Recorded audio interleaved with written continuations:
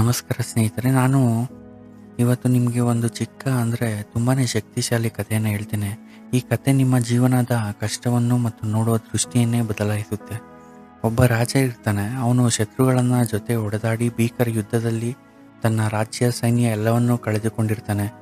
ಜೀವ ಉಳಿಸಿಕೊಳ್ಳಲು ಒಬ್ಬನೇ ಕಾಡಿನ ಒಂದು ಹಳೆಯ ಗುಹೆಯಲ್ಲಿ ಹೋಗಿ ಅಡಕೊಳ್ತಾನೆ.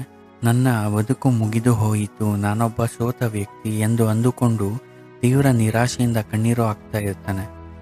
ಅವನು ಹಾಗೆಯೇ ಶೂನ್ಯವಾಗಿ ಗೋಡೆಯನ್ನು ನೋಡುತ್ತಾ ಇರುವಾಗ ಅವನ ಕಣ್ಣಿಗೆ ಒಂದು ಸಣ್ಣ ಇರುವೆ ಕಾಣಿಸುತ್ತೆ. ಆ ಇರುವೆ ಒಂದು ಸಕ್ಕರೆ ತುಂಡನ್ನು ತನ್ನ ಬಾಯಲ್ಲಿ ಕಚ್ಚಿ ಹಿಡಿದುಕೊಂಡು ಗೋಡೆಯ ಮೇಲೆ ಹೋಗ್ತಾ ಇರುತ್ತೆ.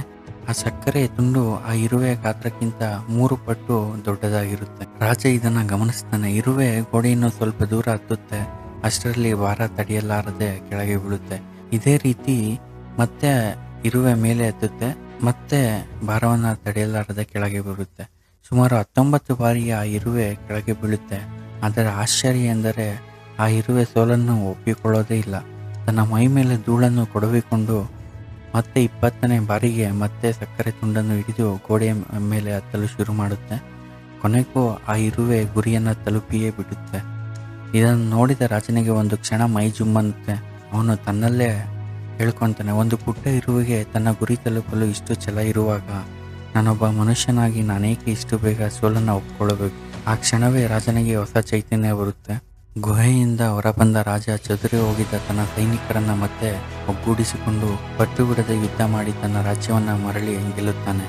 ಸ್ನೇಹಿತರೆ, ಸೋಲು ಎಂಬುದು ನಮ್ಮ ಅಂತ್ಯವಲ್ಲ, ಅದು ಗೆಲುವಿನ ಹಾದಿಯಲ್ಲಿ ಸಿಗುವ ಒಂದು ಚಿಕ್ಕ ತಡೆ ಅಷ್ಟೇ. ಪ್ರಯತ್ನ ಮಾಡುವಾಗ ನಾವು 10 ಬಾರಿ ಬೀಳಬಹುದು, ಆದರೆ 11ನೇ ಬಾರಿ ಎದ್ದು ನಿಲ್ಲುವ ಛಲ ನಮ್ಮಲ್ಲಿದ್ದರೆ ಜಗತ್ತಿನಲ್ಲಿ ಯಾವುದೂ ಅಸಾಧ್ಯವಲ್ಲ.